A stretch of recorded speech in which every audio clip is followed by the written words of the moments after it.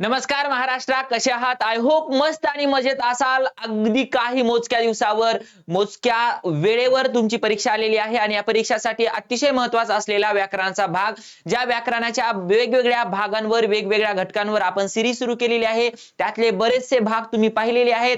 त्या भागांची लिंक सुद्धा डिस्क्रिप्शन मध्ये दिलेली आहे. आज आपण पाहणार आहोत एका मार्कासाठी, कारण आपल्यासाठी रँकर्स आहात तुम्ही आणि हे ना टॉपर साठी रँकर साठी एक एक मार्क सुद्धा महत्वाचा असतो.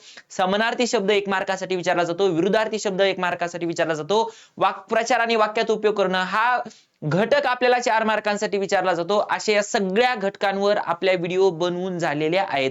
आज आपण माहिती घेणार आहोत विरुद्धार्थी शब्दांबद्दल, कारण विरुद्धार्थी शब्द हे सुद्धा परीक्षेमध्ये हमखास विचारले जातात. मग ते विरुद्धार्थी शब्द कोणते असतात, त्यातला अगदी सगळ्यात पहिला प्रश्न हा तुमच्यासाठी असणार आहे. मला या प्रश्नाचं उत्तर कमेंट सेक्शन मध्ये सांगायचंय, जेणेकरून आपण आता पुढच्या घटकाकडे बघूयात, ज्याच्यामध्ये कमाल, कृतज्ञ, प्रगती, सज्जन आणि प्राचीन ह्या शब्दांचे अर्थ मला तुम्ही कमेंट सेक्शन मध्ये सांगायचे आहेत. कमालला काय म्हणतात, कृतज्ञ म्हणजे आपण अर्थपूर्ण शब्द बनवण्यामध्ये पाहिलं होतं बघा, केलेले उपकार जाणणारा, आणि त्याच्या विरुद्ध पाहिलं होतं केलेले उपकार विसरणारा, है ना. तर कृतज्ञ आणि त्याचा विरुद्धार्थी शब्द काय आहे हे तुम्हाला माहिती आहे, मला कमेंट मध्ये सांगा. पुढच्या घटकांबद्दल आपल्याला माहिती पाहिजे आहे. सत्य, बघा सत्य म्हणजे हे बरोबर है ना, खरं काय ते. मग सत्याचा विरुद्धार्थी शब्द काय, असत्य. इथं तुम्ही खोटं म्हणू शकत नाही. जर खरं असेल तर त्याचा विरुद्धार्थी शब्द खोटा, पण सत्य जर असेल तर त्याचा विरुद्धार्थी शब्द हा काय होतो. तुम्हाला या ठिकाणी फक्त असत्य जोडायचं आहे, म्हणजे फक्त अ जोडायचं आहे शब्दाला, हे या ठिकाणी ध्यानात राहू द्या. म्हणून याचं उत्तर येईल या ठिकाणी असत्य. ठीक आहे. त्याच्यानंतर मला सांगा, दुसरा शब्द आहे आपल्याकडं आदर. आता आदर या शब्दाचा जर आपण विरुद्धार्थी शब्दाचा विचार केला तर त्या ठिकाणी काय उत्तर येतं, अनादर हा शब्द येतो. ठीक आहे, अनादर हा त्याचा विरुद्धार्थी शब्द आहे. सूर्योदय हा जसा है ना पूर्वेला होणारा सूर्योदय असतो, तसं पश्चिमेला होणारा हा सूर्यास्त असतो. म्हणून आपल्याला या ठिकाणी याचा विरुद्धार्थी शब्द लिहायचा आहे, तो म्हणजे सूर्यास्त. मित्रांनो, एक गोष्ट ध्यानात ठेवायची, विरुद्धार्थी शब्द लिहित असताना कधी पण तुम्हाला दोघांच्या मध्ये गुणाकाराचं चिन्ह लिहायचं आहे, असं क्रॉस है ना, क्रॉसचं चिन्ह लिहायचं आहे, कारण ते एकमेकांच्या कसे असतात, विरुद्ध असतात. मग मला सांगा बलवान. मला सांगा बलवान म्हणजे कसा, अगदी शक्तिवान, ताकदवान, हे का नाही. त्याला विरुद्धार्थी शब्द कोणता आहे, शाबास शाबास शाबास, जो तुम्हाला आठवलेला आहे अर्थातच दुर्बल. ठीक आहे, दुर्बल या शब्दाचा विरुद्धार्थी शब्द आहे बलवान. आणि स्वतंत्र, तुम्हाला माहिती आहे भारत स्वतंत्र होण्याआधी तो पारतंत्र्यात होता. कोणाच्या, इंग्रजांच्या. मग स्वतंत्राचा विरुद्धार्थी शब्द इंग्रज येईल का नाही. काय येईल, स्वतंत्राचा अर्थ है ना पारतंत्र्य. ठीक आहे, पारतंत्र्य किंवा पारतंत्र. ठीक आहे, तंत्र्य म्हणता येईल, स्वातंत्र्य आणि पारतंत्र, तर पारतंत्र या अर्थानच घेऊयात. ठीक आहे, चला.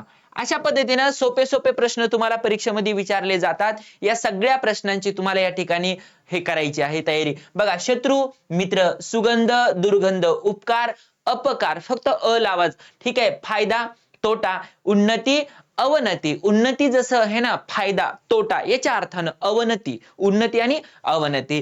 ठीक आहे. दुसरे शब्द विचारलेले आहेत, सज्जन, दुर्जन, आताच झाला होता. स्मरण, विस्मरण. स्मरण म्हणजे आठवणे, विस्मरण म्हणजे विसरणे. ठीक आहे. ज्ञानी, त्याचा विरुद्धार्थी शब्द अज्ञानी.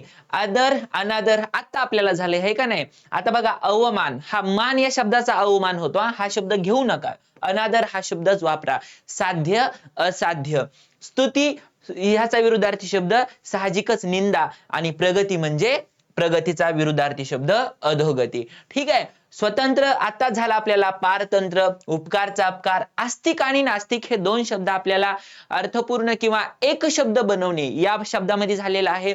म्हणजे काय असतं, देवाला मानणाऱ्याला आपण जर आस्तिक म्हणत असू तर न मानणाऱ्याला आपण काय म्हणतो, नास्तिक म्हणतो. हा शब्द ध्यानात ठेवायचा. सुलभ म्हणजे सोपे.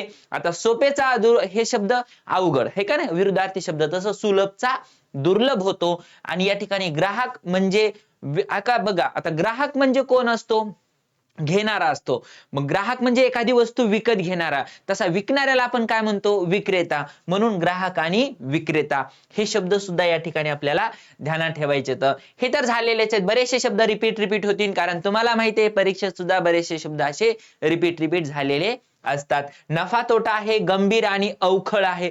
ठीक आहे, गंभीर म्हणजे काय बघा, आपण म्हणतो ना सिरियसली आणि असं हलक्यात घेणं अवखळ, या अर्थानं. सावकाश आणि जलद हे दोन अर्थ सुद्धा, दोन शब्द सुद्धा ध्यानात ठेवायचे. ठीक आहे, प्राचीन आणि अर्वाचीन. अर्वाचीन या शब्दाचा अर्थ जर समांतर विचारला, तुम्हाला समानार्थी शब्द विचारला, तर ध्यानात राहू द्या, अर्वाचीन म्हणजे आधुनिक. अर्वाचीन म्हणजे आधुनिक, आणि हे दोन्ही शब्द विरुद्ध शब्द आहेत. कशाचे? प्राचीनचे. ठीक आहे, चला नेक्स्ट बघा, ज्ञानी, सुज्ञ, निरर्थक, अर्थपूर्ण, ऐच्छिक, अनिवार्य, दुर्बोध, सुबोध. अरे हे तर सगळे काही त्याच्यातले चुकीचे आहेत. बरोबर आहे, प्रश्न सुद्धा आपल्याला विचारलेला आहे, खालीलपैकी कोणती जोडी विरुद्धार्थी नाही. आणि याच्यामध्ये बघा, ज्ञानीचा खरं तर विरुद्धार्थी शब्द काय असायला पाहिजे होता? अज्ञानी असायला पाहिजे होता, पण तो या ठिकाणी नाही. काय दिलंय? सुज्ञ दिलंय. सुज्ञ ज्ञानी दोन्ही काय झाले? एकच झाले, म्हणजे या ठिकाणी ही चुकीची जोडी आहे. निरर्थक आणि अर्थपूर्ण, ऐच्छिक म्हणजे है ना व्हॉलंटरीली ज्याला आपण म्हणतो, आणि अनिवार्य म्हणजे कंपल्सरी, हे दोन विरुद्धार्थी शब्द आहेत. दुर्बोध आणि सुबोध हे दोन विरुद्धार्थी शब्द आहेत, म्हणजे चुकीची जोडी फक्त कोणती आहे? तर आपलं उत्तर या ठिकाणी कोणतं आहे? हे आहे. ठीक आहे, चला लक्षात आलं असेल सगळ्यांच्या. प्रश्न परीक्षेत कशी विचारले जातात बघा, हा तुमच्या पाठ्यपुस्तकातला प्रश्न आहे. अप्रामाणिकला तुम्ही काय म्हणाले या ठिकाणी? प्रामाणिक. काय म्हणाले या ठिकाणी? प्रामाणिक. ठीक आहे, चला हा प्रामाणिक शब्द आहे. हळूहळू म्हणजे काय हो? हळूहळू या शब्दाचा अर्थ काय? म्हणजे जसं जसं थोडस है ना, तसं आपण काय हळूहळू ज्याचा विरुद्धार्थी शब्द तुम्हाला कमेंट मध्ये सांगायचा आहे. बेसावध. काही शब्द असे असतात बघा, याचा फक्त या ठिकाणी बे हा जो आहे हे लावलेला, त्याला आपण काय म्हणणार? उपसर्ग का प्रत्यय? उपसर्ग. ठीक आहे, बे हा काढून ठेवणार, मग आपण या ठिकाणी काय करणार? याला सावध म्हणणार. ठीक आहे, चला ओके. पास. आता पास म्हणजे काय हो, है ना? पास हा शब्द तुम्हाला या ठिकाणी काय वाटू शकतो? इंग्रजी शब्द आहे PASS, पास आणि नापास. ठीक आहे, असं म्हणू शकतो तुम्ही का? सांगा बरं, पास या शब्दाचा अर्थ काय? पास या शब्दाचा अर्थ त्याच्या पास, पास म्हणजे जवळ या अर्थाने घ्यायचा का? पास नापास या अर्थाने घ्यायचा. ठीक आहे, काय करणार? हळूहळूच जोरात कमेंट मध्ये सांगितलं का तुम्ही आतापर्यंत?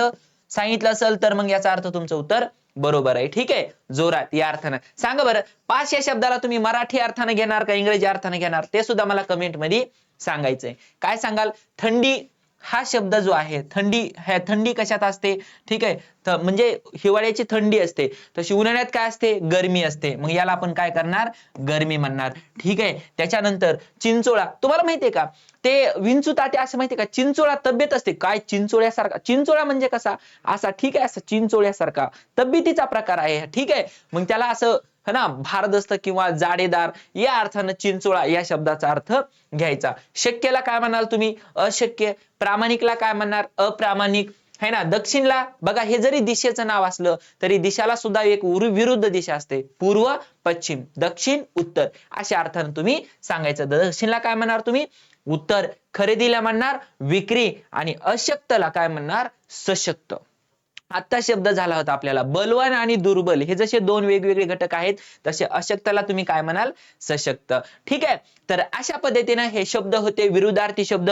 तुम्हाला जर एखाद्या शब्दाचा अर्थ माहित नसेल, मी ज्या शब्दांचे अर्थ विचारलेले आहेत मला कमेंट सेशन मध्ये सांगा. आणि तुम्हाला जर एखाद्या विरुद्धार्थी शब्दाचा अर्थ माहित नसेल तर कमेंट मध्ये विचारा, मी त्याचं उत्तर तुम्हाला पर्सनली देण्याचा प्रयत्न करेल नाही, 100% देईल. फक्त कमेंट मध्ये त्याचे मला असे काही शब्द विचारा. आणि सगळ्यात महत्त्वाची गोष्ट म्हणजे आपल्या लाईव्ह सेशन सिरीज मध्ये जर तुमचे काही प्रश्न असतील ज्याच्यावर डिस्कशन करावे असं तुम्हाला वाटत असेल तर कमेंट मध्ये नक्की विचारा. येत्या सेशन मध्ये आपण त्या तुमच्या डाऊटवर चर्चा करूयात. बाकी आणखी कोणत्या घटकांवर अधिकाधिक चर्चा व्हायला पाहिजे असं तुम्हाला जर वाटत असेल तर मला कमेंट मध्ये सांगायला विसरू नका. भेटूयात पुढच्या सेशन मध्ये. तोपर्यंत बाय.